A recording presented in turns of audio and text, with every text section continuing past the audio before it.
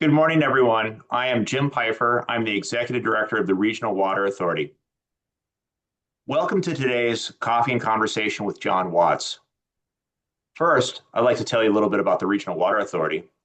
The RWA is a joint powers authority representing nearly 24 water providers serving 2.2 million people in the Sacramento region. Our mission is to improve water supply reliability, availability, quality, and affordability through regional collaboration and strategic action.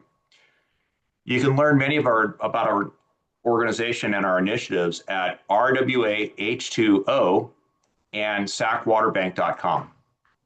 Now, I'd like to talk about a few housekeeping items before we get started. The webinar is being recorded. Feel free to submit questions as we go through the presentation or the Q&A today with the Q&A button at the bottom of the screen. We'll answer questions during the session as time allows, but often we have more questions than we can ask. It's for 1 hour. A live transcript is available by clicking the live transcript button at the bottom of your screen.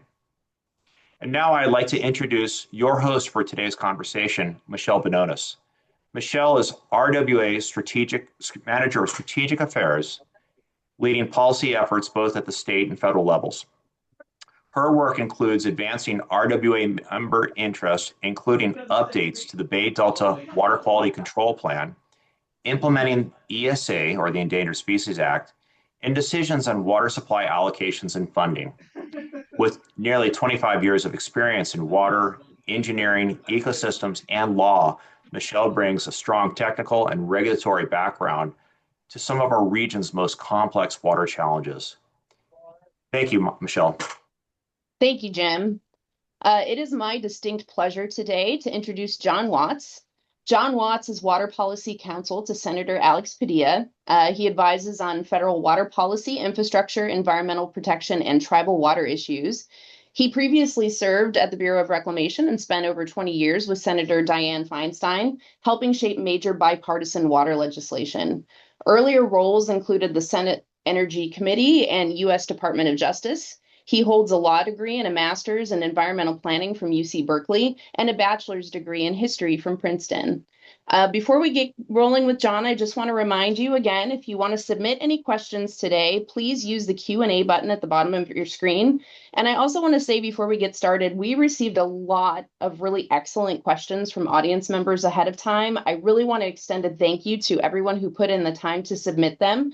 We will try to get through as many as we can today, but with the limited time, we won't be able to get to all of them. But I did want to let you know we did look through all of them, and thank you so much for your overwhelming response and the great questions for John. With that, I want to go ahead and turn it over to John for some opening remarks. Hi, everyone. Good morning. It's great to be here with you today.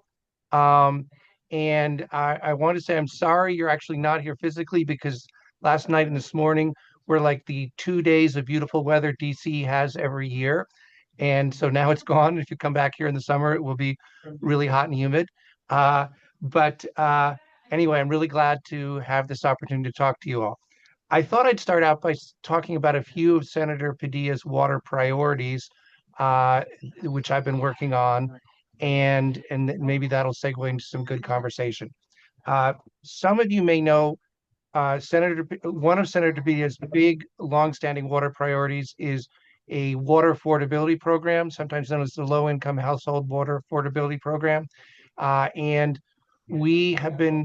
there's been a debate about this, whether you should locate such a program at HHS or at EPA.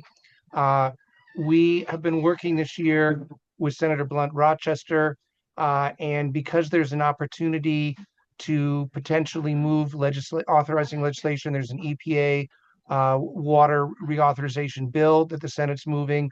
We're seeing if we can get that program started at EPA, and we're working together with utilities and environmental justice advocates to try to stand behind one bill to authorize a permanently a low-income water affordability program, which was previously during COVID. We had a temporary program at HHS.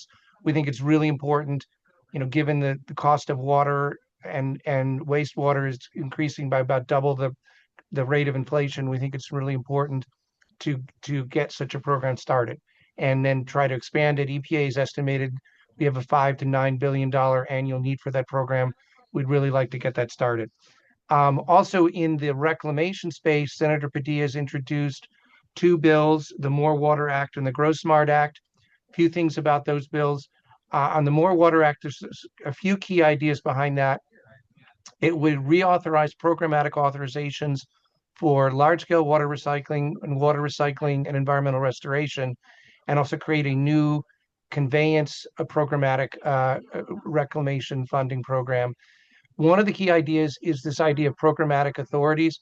Some of you may remember that before the WIN Act was enacted in 2016, Congress needed to individually authorize every reclamation project, whether it was water recycling or storage or some other project. And that could be a nightmare if you worked, 5 to 10 years to get your project administratively approved. Then you had to wait for Congress to be in a mood to get something done before you could actually even start to seek funding. So having these programmatic authorities, if projects meet certain qualifications, if they got proof feasibility studies, if they've got a 50% or 75% non-federal cost share, depending on the project, having that kind of programmatic approval hopefully expedites the process and gets projects closer to being done. Secondly, the bill would create a new conveyance authorization program, which we don't have. And part of that is thinking that having regional conveyance and groundwater recharge projects is really maybe one of the most critical parts of a water supply strategy, given what climate change is doing to our snowpack and given how erratic our precipitation is going to be, is really part of a kind of a new infrastructure, or maybe not completely new, but a revised infrastructure that we need to deal with climate change. And then thirdly, the bill with this new conveyance program, whereas in the past reclamation has always provided loan funding for water supply projects, this would provide grant funding for up to 30% of the cost of the conveyance project. But the idea here is that the grant funding for water supply is also linked. It has to be partnered with grant funding for the environment and grant funding for drinking water for low-income communities. And I think that this is, part of a kind of an evolving water supply strategy. Given the magnitude of what we have to do to mitigate for climate impacts, I think that loans for water supply from reclamation are not enough, that we need some kind of grants. But I also think it needs to be linked to funding for the environment and funding for drinking water for low-income communities, which is a major priority of Senator Padilla. And part of this also is, I think, for the environment in particular, given that we're going to have multi-year droughts where there's very little water in the out years, and they'd probably be longer than they've been in the past, given how erratic weather could be with climate change, we need some way to have water for the environment in those multi-year droughts. And if we can build into infrastructure projects an environmental water component, perhaps with an ecosystem trustee like the restoration administrator for the San Joaquin River Restoration Program, that can be a way to begin to meet that need, which is something I'm really worried about. How we can have cold water for salmon in the third or fourth year of a multi-year drought, if there's water that's set aside for that purpose and managed by somebody who really is dedicated to the environment, that's one way to do that. So that's the More Water Act. Then the Grow Smart Act is a bill that would it's a more modest bill in terms of its funding amount, but it's another sort of big idea, which is that the bill would authorize $5 million over 5 years for federal funding of demonstration projects for switching to agricultural crops or practices that would demonstrate significant water savings. And the idea here is that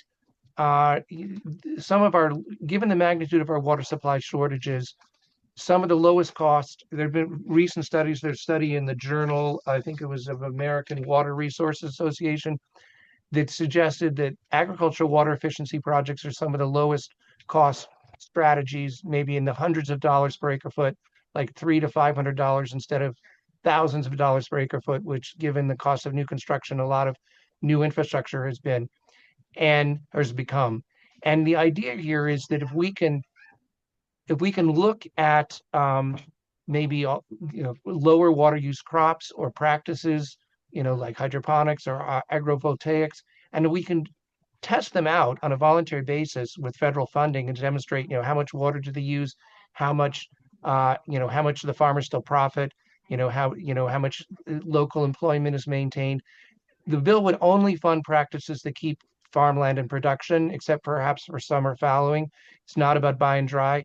But the idea is, can we demonstrate some alternative practices that could, at very low cost, reduce some of our water use? Which, given like your your draft resilience strategy for the American River and Cosumnes River basins, we have major water supply needs looking out the next 30 to 50 years.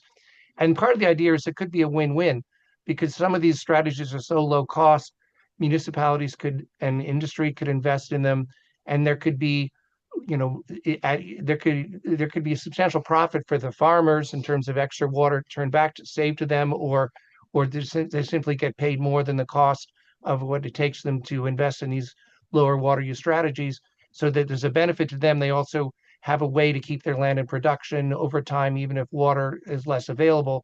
But then there's also a benefit to the municipalities or industry, because even if they're paying much more than the cost of these investments, it can actually still be much less, still less than $1,000 an acre foot instead of $3,000 to $5,000 an acre foot, which is a lot of new infrastructure costs. So those are some of the ideas in some of Senator Padilla's bills. Also, he's very interested in, it's related to water, to wildfire adaptation and treatment. He's a co-sponsor of the lead Senate co-sponsor of the Fix Our Forest Act, and that could also lead to more water supply if we treat, particularly in the northern Sierras, if we treat our forests.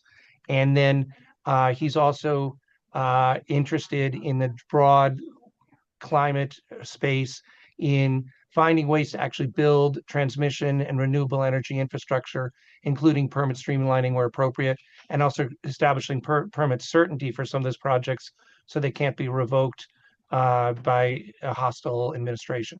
So those are some of the things that I wanted to mention at the outset. Let me stop there because I don't want to go on too long. I'm going to get to questions.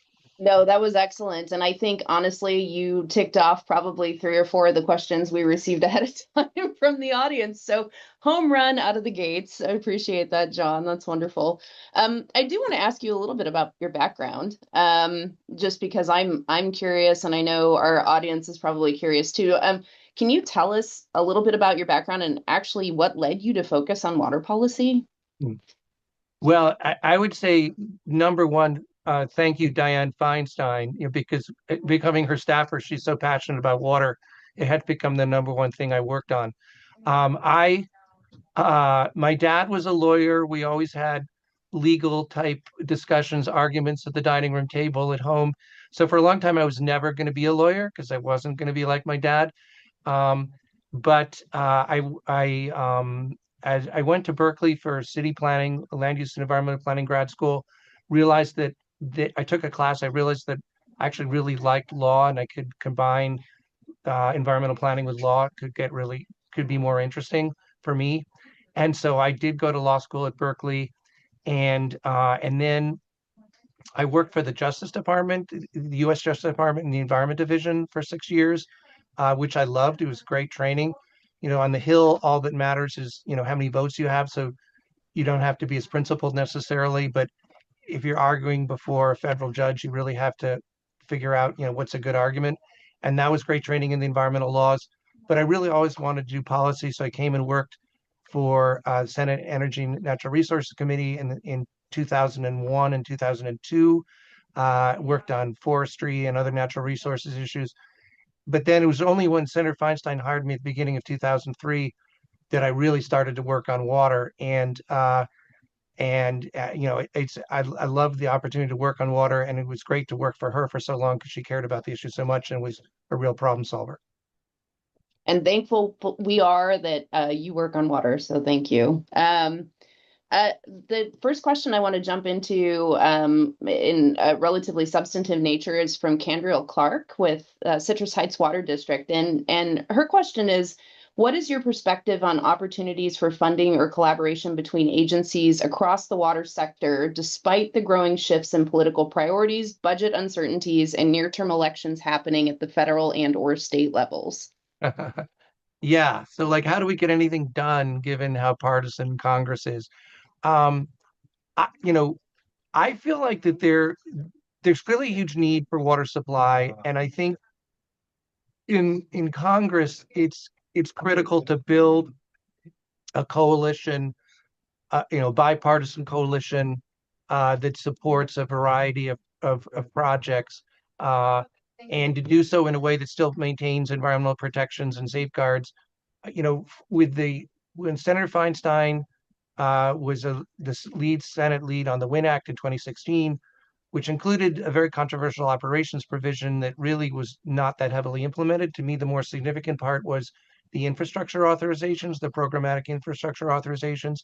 And we got funding for that because it combined water recycling, uh, environmental habitat funding, and desalination funding on the one side, with conveyance and storage funding on the other side. And I think having that kind of a bipartisan support for a program, I think now actually it's interesting in a lot of the West, Republicans are interested in conveyance in some cases more than storage. So you can maybe or maybe small storage, but in a lot of the Intermountain West, they have plenty of storage in Lake Mead and Powell. They just don't have the water. But increasingly, maybe small storage and conveyance as an agricultural priority, and then water recycling, desal, environmental funding. But combining those into something, I think, where you can have both parties support it, I think is really critical. Thank you. That's good, and actually probably a really good segue into the next question I'm going to ask you, which is from Samantha Barncastle. She's the executive director with the Family Farm Alliance. Her question is, in today's political climate, what are some of the more effective policy focuses to put resources towards when in conversations with Hill staff, if we want to start getting at the larger conversation about longer term management and crisis avoidance when it comes to Western water infrastructure and aridification and drought? Right. Well, hi, Samantha, or if you're on, great question. Uh, I think, one of the things I think that especially, if right now we're in the Hill, there's a very sort of low spending priority because the Republicans don't want to spend any money. But I think if we shift it, if the House flips next year and we shift into a more mixed political environment, I think that there are conversations to be had about, how we deal with the variety of problems we have, and along the lines of the More Water Act, we agriculture is I think, going to need some grant funding for water infrastructure. It won't just be loan funding, but I think that also needs to be paired with substantial grant funding for the environment and low income and drinking water for low income communities. And I think we can maybe start, and also if we focus on things like conveyance, which really serve multiple benefits. I know there's controversy over federal funding for the canal upgrades in the San Joaquin Valley, because there's some folks who say the farmer should pay for all of it. But I think there's a broad recognition we need to do those projects. And so I think if we can find projects that benefit agriculture, but also are a sort of necessary response to the climate crisis, we can get support for grant funding for those projects. Plus, if they're paired with grant funding for environmental habitat or environmental water as part of the project, I was mentioning earlier, and also drinking water for low-income communities. So I think we can, because I do think we need to build. We also need to talk about, how are we going to build resilience to the severe droughts that are coming. We need some more investment to do it, and I think this is one framework to build investment, with bipartisan support. Thank you.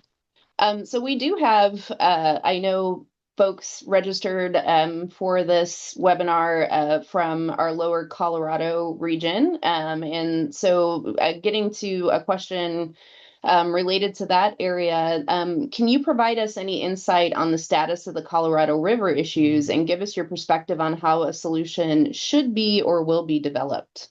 Yeah, that's an easy question. All right, thanks for that. Uh,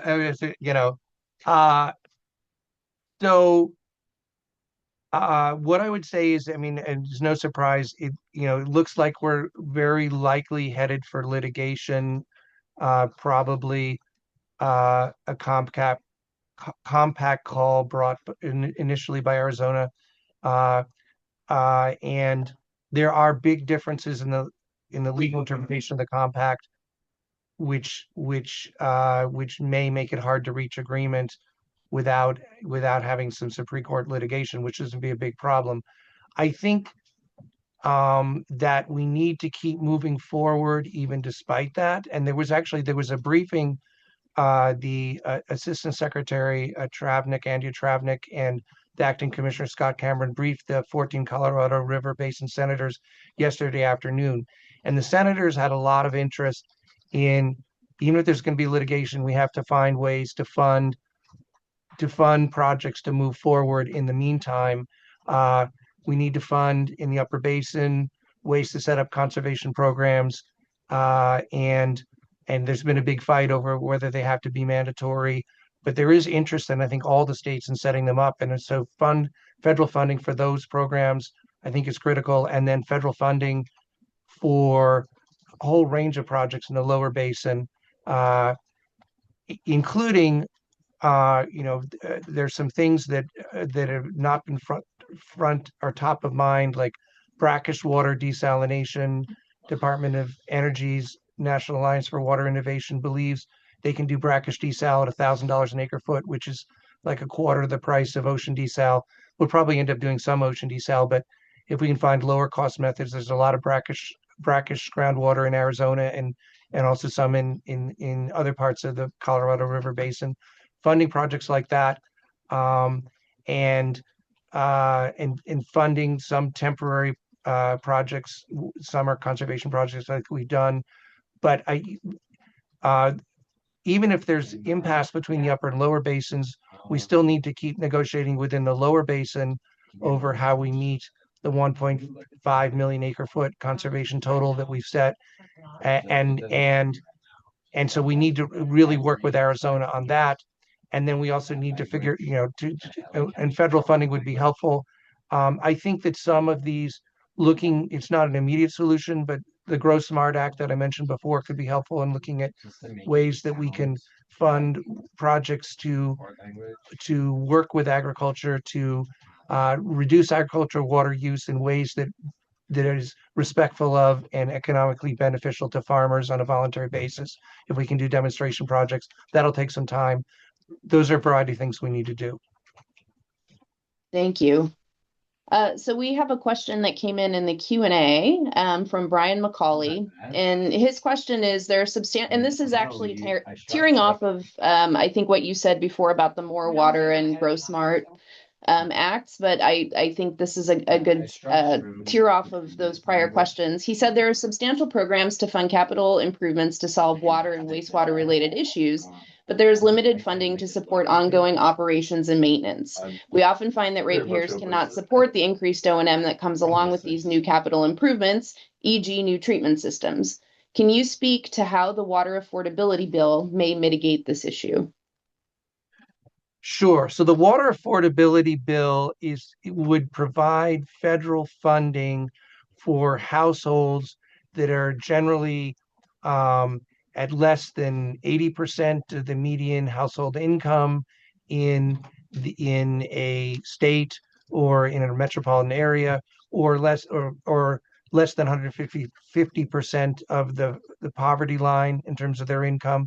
And so I think the idea, which I think is well supported and really critical, is that and especially in California, where you have Prop 218 and you can't charge other water users more to subsidize the lowest income water users, the idea is we need some regular uh, federal assistance. We probably need some state assistance too, in order to help the lower income households meet the increasingly expensive water bills. But basically, it would be federal funding that would go to states or Indian tribes, states and Indian tribes, I guess I should say, which would then be distributed to water districts based on their on the population, the proportion of populations, the number of people and who are in those categories of lower income, less than 80% of median state income, or 150% of the poverty line. Thank you. So I have this is a different variant, and it's actually not necessarily related to legislation, but we did get a question, and this is adapted from a query we received from Ron Stork with Friends of the River. The question is, what is your perspective, or the senators, on the consideration by reclamation on whether fish, wildlife, and habitat restoration actions have been completed as discussed in the Central Valley Project Improvement Act? Right. Well, it's a great question, Ron. I haven't talked to the senator about it, but I would guess he would agree with what I'm going to say, which is I don't see how they have been completed, especially with salmon populations being so far short of doubling that they've gone down significantly, the fish doubling goal, and so I also find it just as a policy basis very hard to support when we're trying to come up with a strategy for improving imperiled fish populations. To be pulling back one of the major supports, I think is problematic. I think I understand, and I think there is recognition that the refuge conveyance program is clearly not completed. And there, at least there was recognition by Interior 4 years ago when they attempted to make such a finding, or they were considering making such a finding. So it'll be interesting to see how that plays out. But I don't see how you can defensively say that those restoration programs are completed. Thank you for your perspective on that. So kind of getting back to our local region here, where RWA works, the Sacramento Water Forum has advocated for a long time for science-based flow management standard here in the river for the resilience of the lower American. From your perspective, what's the best path forward to ensure federal operations continue to support these types of locally supported approaches? Well, I think, what would I say about that? I think that you work with your members in Congress to advocate for them. I would say that, and I would say developing plans based on local and regional plans based on here's your long-term strategy, based on things like your resilience plan. I think that and plans which speak to how we need to address all the problems together: water supply, the environment, water quality, and how, if you have a broad backing for that plan, I think that helps in terms of, so you're not just seen as advocating for one narrow interest, like an environmental interest that may be disfavored with this administration, but you have a coalition advocating for a broad strategy. I think that's helpful. And I think, the Sacramento region has done a really good job in bringing stakeholders together and broadly advocating for regionally beneficial plans. So continuing to do that. Hopefully, I don't know if that's a great answer, but that's the best I have at the moment. Oh, it's a good answer. Thank you, John. I appreciate that. So we did get a question from David Militzer. He's with 350 Sacramento. And so his question is, how might expected federal actions impact California's efforts to reduce pollution, such as pesticides, microplastics, PFAS, and lead in drinking water, as well as the state's developing regenerative agriculture plan? Are there additional sources to consult on this issue? Can you say that one more time? Sure. How might federal actions impact California's efforts to reduce pollution, such as pesticides, microplastics, PFAS, and lead in drinking water, as well as the state's developing regenerative agriculture plan? So obviously, I mean, federal funding is being cut for many of these projects. So that's and there's some efforts in some cases to preempt California efforts like with air quality. Um, uh, so that's a concern. Um, I'm cautiously optimistic that the Democrats will take the House and that we'll start to see a little more pushback on some of these federal efforts. Um, and I also think that the regenerative agriculture plan that you mentioned is really interesting, and I think that's something that uh, that we should push back on multiple bases. Again, not just for environmental purposes, but also for agricultural and soil health. Thank you.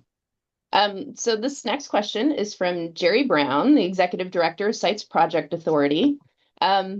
What were the high point and low point of your time with Senator Feinstein?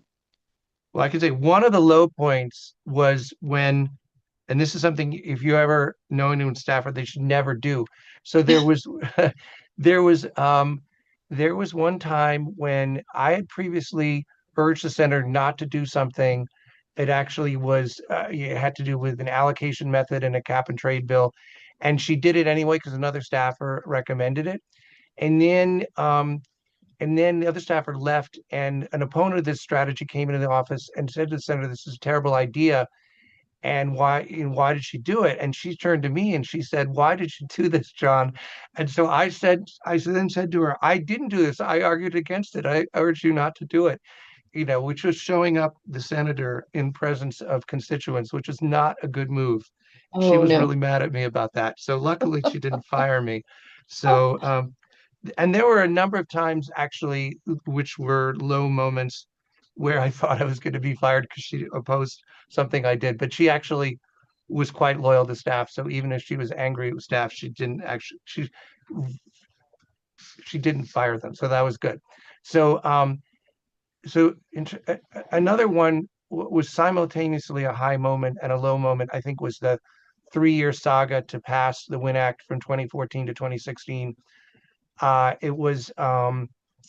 It was extremely challenging because nobody supported us essentially. Like the ag districts wanted a much more aggressive House bill that didn't have any kind of science safeguards in it, and it didn't have any of the infrastructure programs. It was just directing a certain amount of water go to agriculture.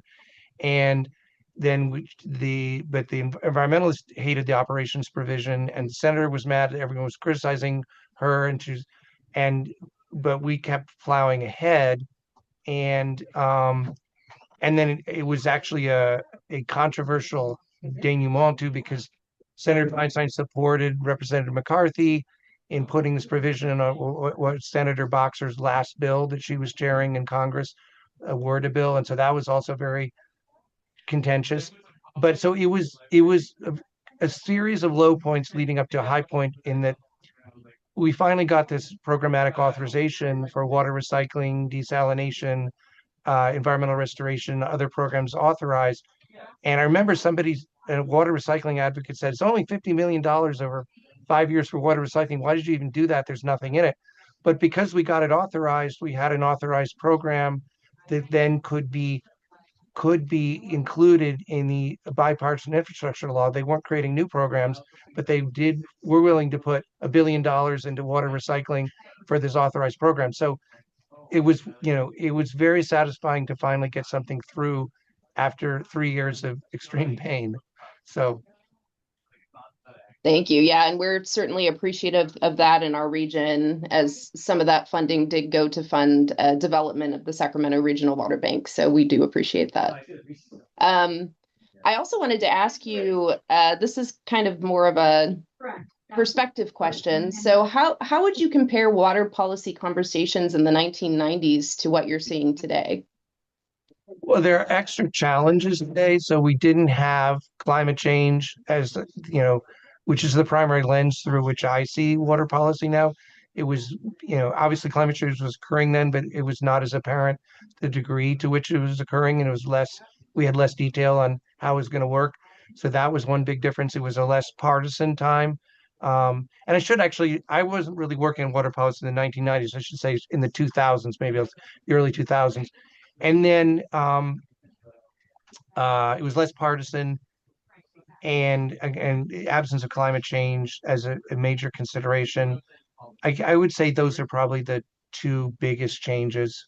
But I still am hopeful despite everything. And I also think one thing I didn't mention earlier, I just mentioned, I think that the increased opportunities we have with new technologies and using AI actually, and other ways of looking at new technologies and new solutions, I think that does provide us options. For example, what I mentioned earlier, the National Alliance of Water Innovation, the DOE program, where they think they can do brackish desal at $1,000 an acre foot. You've got this ocean well, this deep ocean desalination possibility. You've got a lot of interesting research going on in water quality treatment. I think we need to fund those things more, and I think that'll help us with some of our solutions. Thank you. I have a question from David Richardson. He's with Woodard and Curran. So his question is, can you comment on how underground storage of water or in lieu recharge / injection of surface water and recycled water will complement above ground storage as we adapt to a changing climate? Yeah, well, I think this is another really good question, and I think that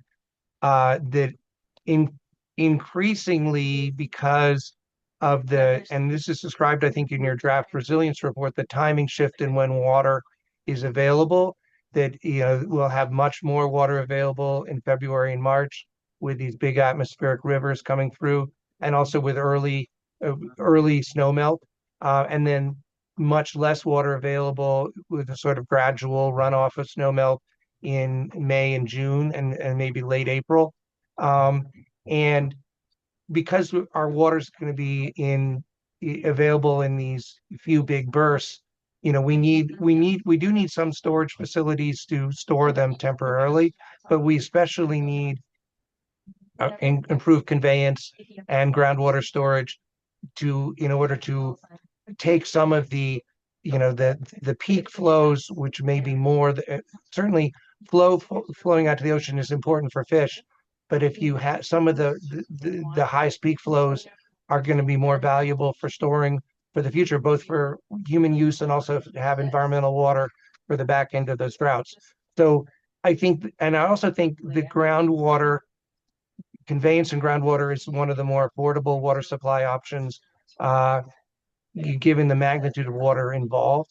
And so I think that's, given affordability is increasingly an issue, as several people have mentioned. I think really focusing on, restoring some of the San Joaquin Valley canals, other regional conveyance. I'm not talking about the Delta Tunnel now. I'm talking about regional conveyance. Those types of projects and groundwater storage, I think, is going to become increasingly critical because of that timing shift, and because we need somewhere to put this water and somewhere to capture, some way to capture this water to get it in a place where we can use it. The only thing I was going to ask. Thank you. We also received a question in the chat. So this is from Greg Morrison with NAWRA. So he said, NAWRA members across the West rely on strong federal partnerships. So they're really worried about the fiscal year 27 proposed budget cuts to reclamation and others. And he says that raises real concern about infrastructure financing, project delivery, and water supply reliability. So he's asking, how is Senator Padilla approaching that issue, and what role does he see for Western senators in defending those accounts? So it is a very serious issue, and it's both the budget cuts and also the shifting of money from blue states to red states, which is a very serious concern. So we've been doing a few things in the reclamation space. Many of the reclamation state senators are in Northern Great Plains, where they have different programs that they're interested in, like rural water supply, which is not a California focus. but trying to work across the aisle on increasing the Bureau of Reclamation top line number has been an effort because there is bipartisan interest in doing that. And also working, and I think there's bipartisan interest in supporting programs like Water Smart, which is really, which serves so many different needs and is so cost effective. And so we've been working on that, on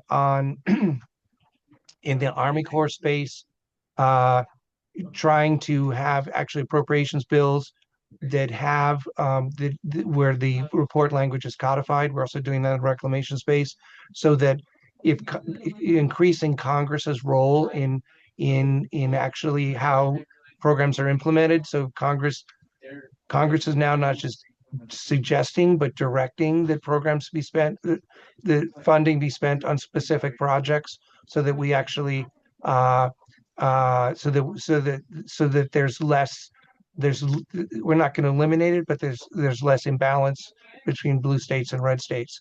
Those are a couple of things. I think I think supporting a Democratic House in at least, if not the Senate, in the next Congress is going to be critical, because ultimately we need some political base to support these this really important continued funding. Thank you. So we received a question from Nancy Niskern. She's with American River Trees. And so her question is, how or will working with the U.S. Army Corps of Engineers change, specifically in the context of either safety or engineering? Well, or maybe based on your personal perspective of current interactions with the Corps, is there any perspective you can give on that relationship? Well, it's getting increasingly challenging. The Corps, it's always taken a long time to get a Corps project built, and with the staff shortages now, and also decisions being centralized in the Washington office by the Corps, it's taking even longer to get things approved, and in some cases they may not be approved. The Corps is trying to devolve some things onto states, so it's not so. I think in some subset of cases, projects that are not yet underway, we may need for the next few years to have state or local funding push the projects forward until we can get the Corps reoriented.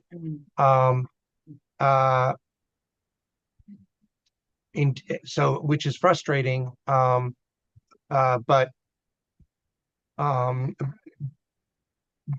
may be essential. I think in the major flood control project space, the president's budget did include $80 million for Natomas in FY27, which is really good news. I think they did move $260 million from blue states to red states in their 2025 work plan, including a lot of California flood control projects. So it's been a bit of a mixed bag, and I think there's going to be some delays because a lot of that money was moved away. But I think that we can still, for the major flood control projects, I think the Corps is still committed to that mission, and we can still engage with them. But I think it's newer projects and some of the environmental infrastructure projects where, although those, if we can earmark those, we could maybe have a shot. But it is going to be challenging for at least the next couple of years with the Corps. Can I tear off of that question? Sure. So you had mentioned, kind of maybe local or state agencies stepping up to kind of fill the void. Are there mechanisms for that for federal infrastructure? Well, there is like Section 203 with projects for the Corps, for the non-federal sponsor to fund a project and have the Corps approve it. So, for example, if it may be sensible to do a project under Section 203 authority where a non-federal sponsor would fund the feasibility study, have the Corps still approve it, but the Corps is not doing it, and then you're set up for Corps funding down the road.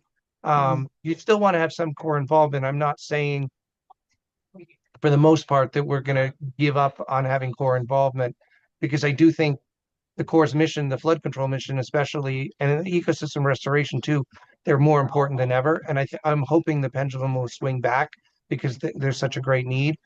But in the near term, finding ways to work with the core procedures like Section 203, also Section 219, which is environmental infrastructure, we're trying to get that change in this year's WRDA so that the non-federal sponsor can do the project itself and then seek reimbursement instead of having to have the Corps do the procurement.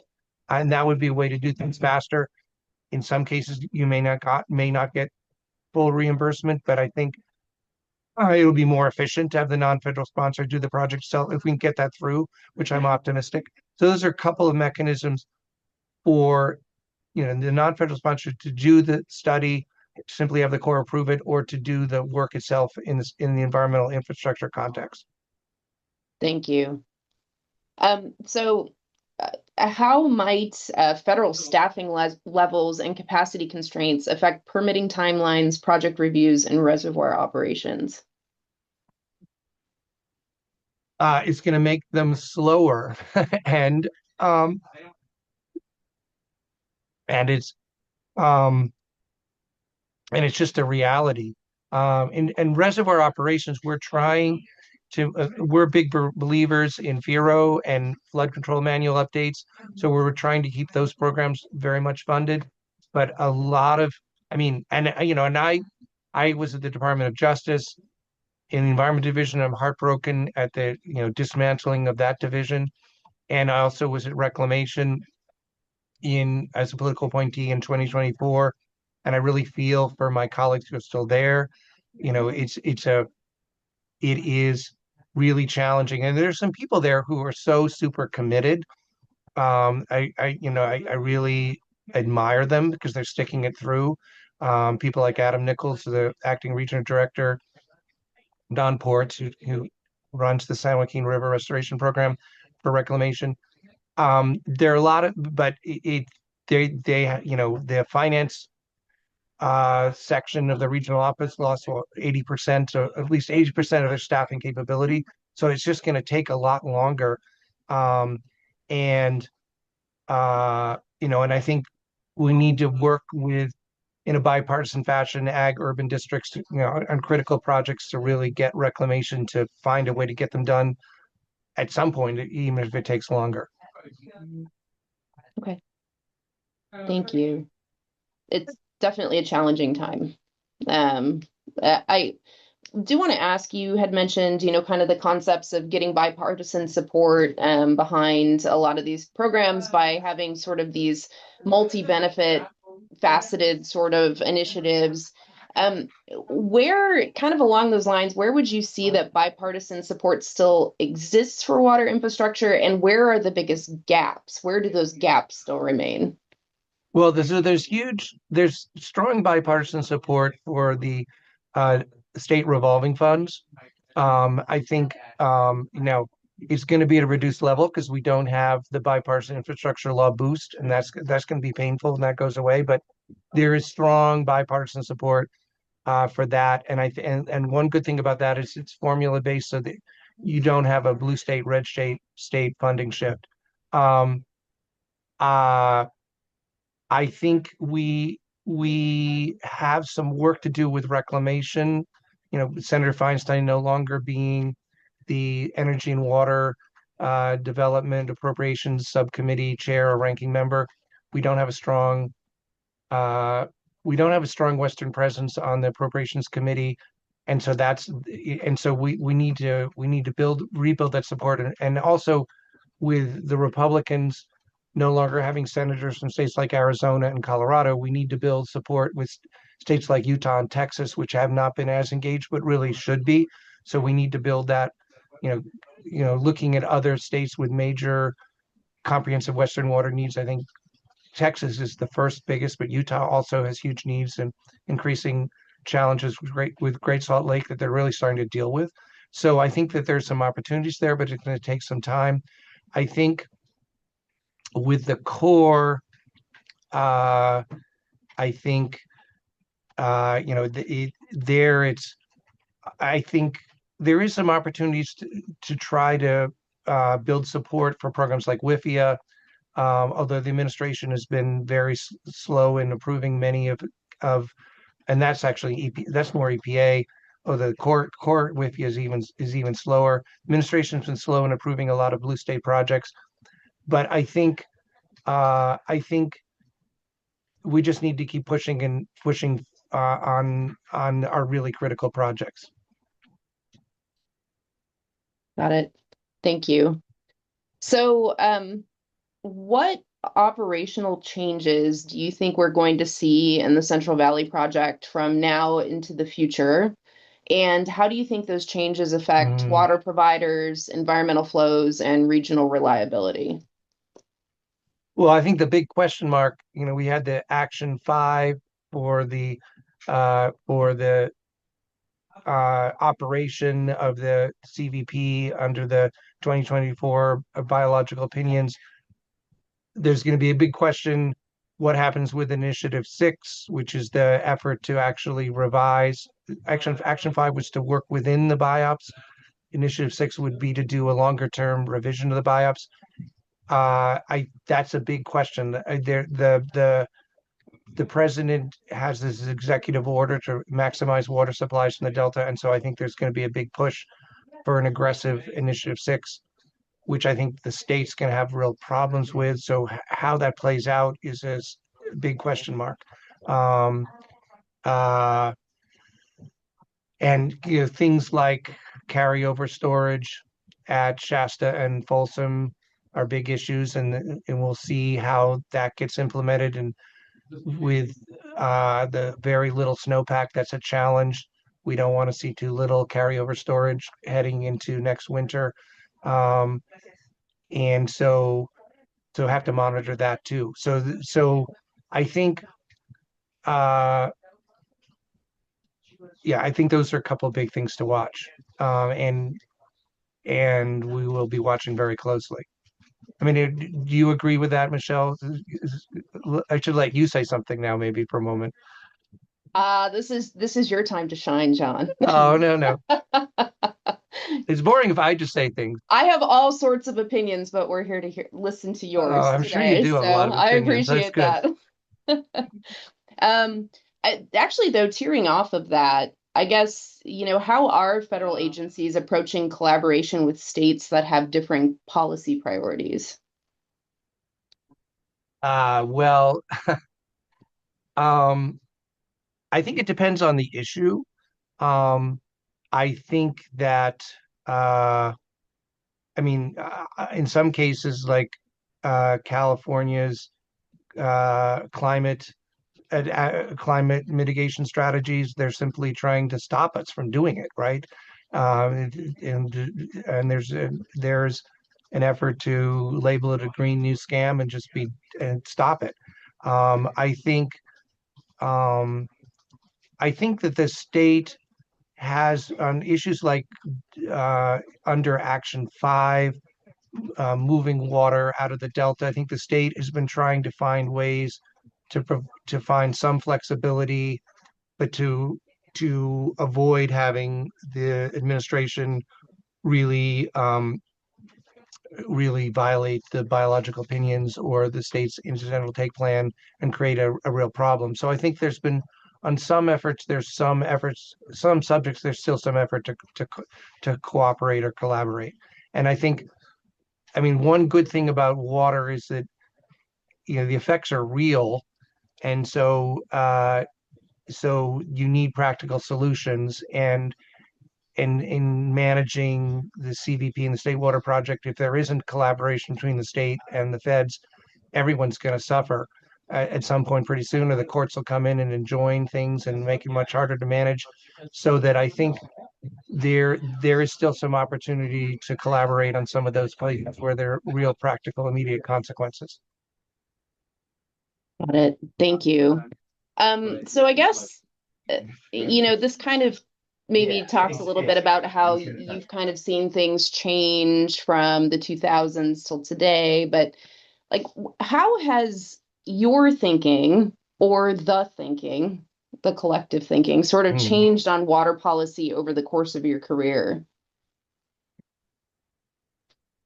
Um, well, I can't speak to that thinking. Maybe you can speak to the thinking, or provide some of your thoughts on Or that. But you're my thinking. thinking, I mean, I think it was less true 15 years ago. I mean, I do see water policy primarily through the lens of climate change because of the dramatic effects that it's going to have. And I think it's going to be very challenging for all the major interests, for the environment, for cities, for agriculture.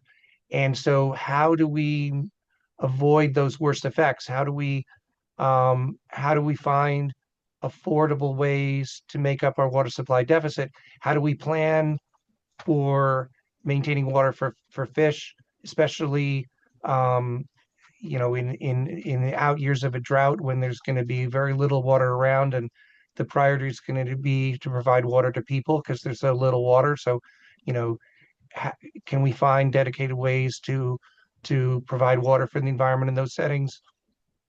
How do we help uh, the low income communities that whose wells are running dry or maybe isolated?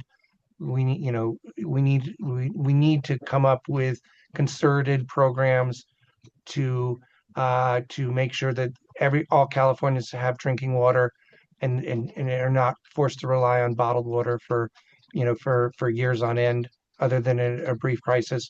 That's certainly a big priority for Senator Padilla, which I'm really glad to work on. You know, so so and thinking about with the governor's hotter drier uh report, that if we're going to be short 6 to 9 million acre feet of water supply by 2040, which is only what 14 years from now. That's not very far at all. Um, uh, how do we begin to respond to that in a way that not just looking at developed water supply, but also environmental benefits? That's become much more urgent for me. Thank you. So we're getting near the top of the hour. So I wanted to give you an opportunity, John, to provide any closing remarks you'd like to provide, and you've got the floor. Wow. Trying to think if there was anything. Well, I guess I would just say uh that my closing thoughts are that we should be, I'm thinking about a sort of a portfolio approach to water management. We can we can do some of the really expensive things for if they're drought proof, but we should be really looking at, given the magnitude of the water challenges we have, are there ways we can use new technologies and research and fund research into new technologies to better improve some of our options for meeting these challenges, and also look at things like the Grow Smart Act to introduce market incentives into water allocation in a way that is respectful of and economically beneficial to senior water rights holders. People talk about our water rights system is a mess. We need to change it. That just creates war. And there may be some changes we need to make to certainly improve the enforceability of needed drought restrictions and enforceability of the state water board's orders. But if we can find ways to work cooperatively, to introduce market incentives in ways that reward people for doing the most cost-effective things and reward all the people, all the parties involved, farmers, cities. I think that there's some opportunities there, if we work slowly and we try to figure out what are good options in that area. So looking at new technologies, introducing market incentives in a way that's respectful of different players. Those are some of my thoughts that I would, and also looking at groundwater recharge and regional conveyance to really adapt our water infrastructure to the very different patterns of precipitation we're going to have with climate change. So those are Thank some of my you. thoughts. That's great. I appreciate that. Those are great closing remarks. And with that, I really want to give you a huge thank you, John, for the great discussion today. You are a veritable font of Oh information, man, as had fun. always, and it was a great great conversation. I want to thank everybody for attending and engaging, and we look forward to you joining the next RWA Coffee and Conversation all. Thank you. Thanks, everyone. Thanks for listening to my fonting. Have a great day. Thank All you. right, thanks. Bye-bye.